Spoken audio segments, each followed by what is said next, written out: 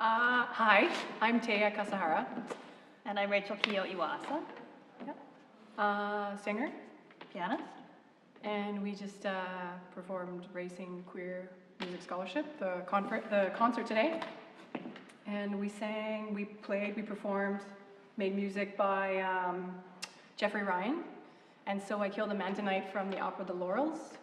Then Cursor 7 by Hiroki Tsurumoto, who is a Japanese-Canadian composer who emigrated here from Japan to be with his boyfriend. And he emailed me to say that this is the very first time his music's being performed in a queer context, which he was very excited about. And we finished off with Leslie Uyeda and Rachel Rose's Solanas song, the first piece from When the Sun Comes Out. Canada's first lesbian opera premiered at the Queer Arts Festival in 2013. Excellent. So I feel like the repertoire is on a theme.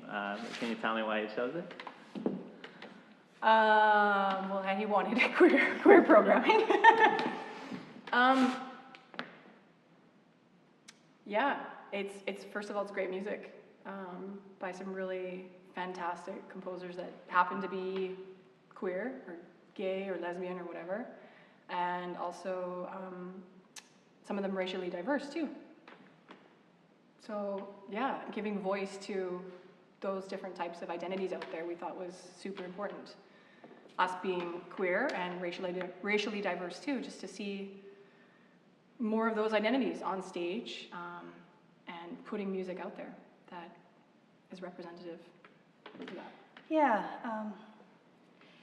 I work for the Queer Arts Festival as well, and it's always been one of our priorities as we are curating and choosing art by queer artists, that we make sure that it represents the full diversity of the queer communities. That, as composer Barry Truax said, if art is said to hold a mirror up to life, what does it mean if you don't see yourself there? The implication is that you don't exist. And so, classical music in particular, I mean, we have loads of white gay male composers. When you start looking for lesbian composers, or when you start looking for queers of color, it thins out quite a bit. And I think it's not because they aren't there, it's because it's a climate in which it's not easy to be a woman, it's not easy to be a composer of color, and so then to add queerness on top of that, there's a lot of pressure not to come out. So it's, I really applaud the composers and performers really who put it right out there, because I think it's important. Yeah. I mean, if you look at arts through history, all of, maybe not quite all, but a large number of our masters have been queer, from Sappho to Michelangelo to Oscar Wilde to Gertrude Stein said, all the best people are that way, you know. Yeah.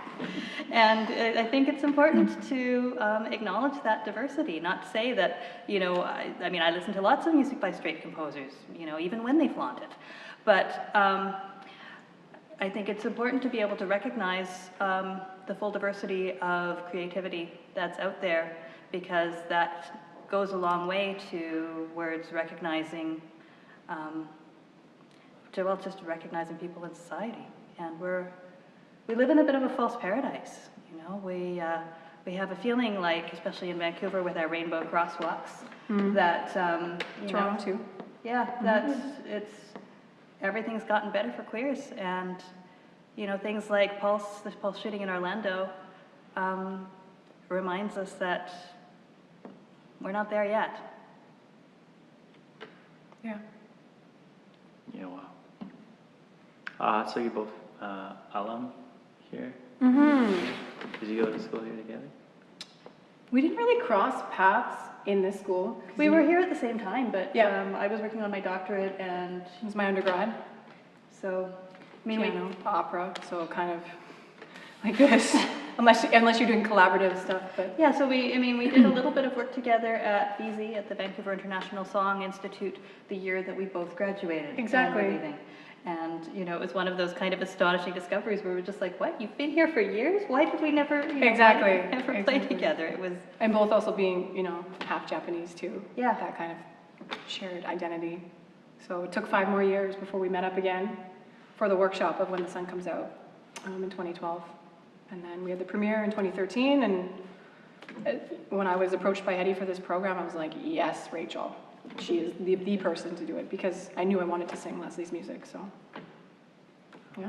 And that piece was written for Teiya, and boy, can you hear that it was written for your voice. Yeah, thanks. Fits you like a glove. Yeah, it's been a good journey so far. Yeah, 4 years now for that piece.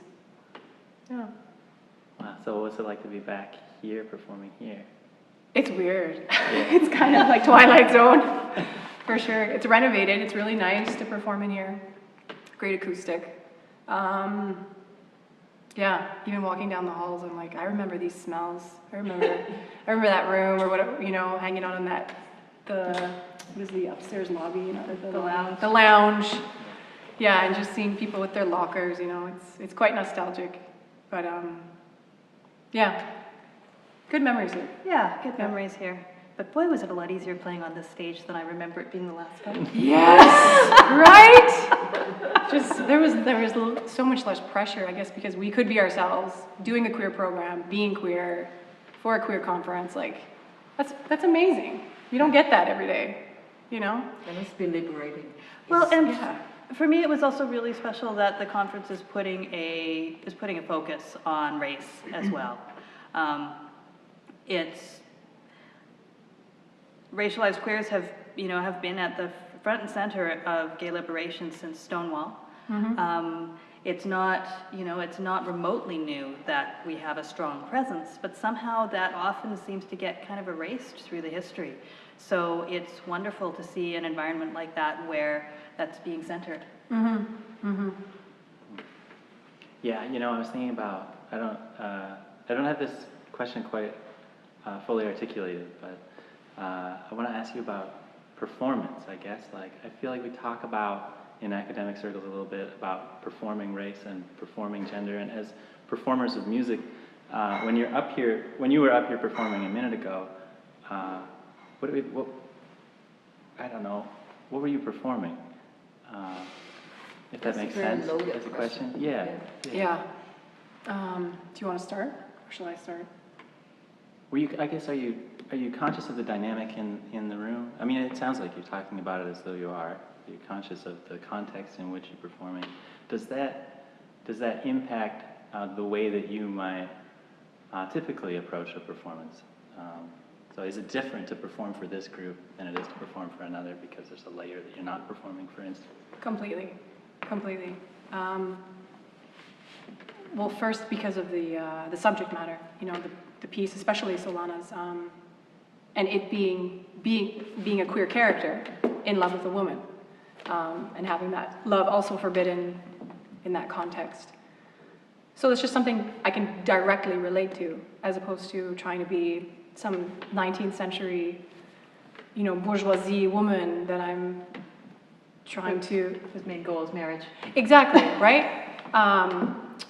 Or something like that, to a man, you know, that very heteronormative narrative. So being able to express and be in the body of a very relevant and queer narrative of today, of 2016, of our 21st century, it's, like Hetty said, it's liberating, it's grounding, it's visceral, it's so fulfilling, and it's so, yeah, it's just wonderful.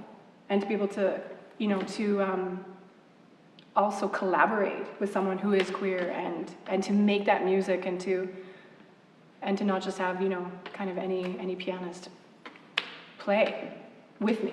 You know, it's special when you can really understand and get the story and get the narrative, because music is well, music with words and opera, it's about stories, it's about storytelling and connecting, but music in general and overall, that overall encompassing thing, it's about connecting and sharing. So, you know, even if it doesn't have words or something like that, or a story, but. Well, yeah, and when we were rehearsing last night and putting together Hiroki's piece, this is our first time performing that, we were commenting on how, you know, how many of the, although with the exception of a couple of words, it's in English and then, you know, Vowels. And vowels and syllables.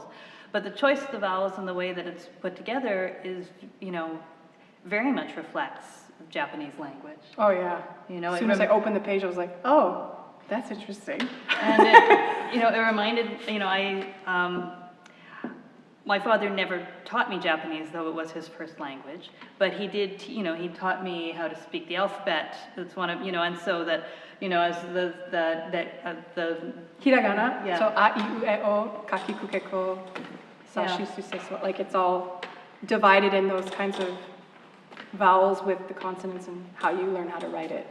Yeah, and I had a really lovely flashback to that, to learning that as a young child, and you know, my father died when I was a child.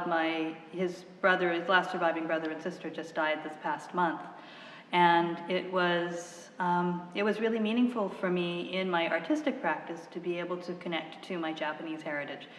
We connect to to the European side of my heritage in the music that I play all the time. And it's meaningful to be able to have parts of have the other part of my heritage also recognized. Yeah, rock and roll. Great. Like any parting words? Like Just- some UBC gang sign or something? Just sing the music song. I never learned it. Never learned it.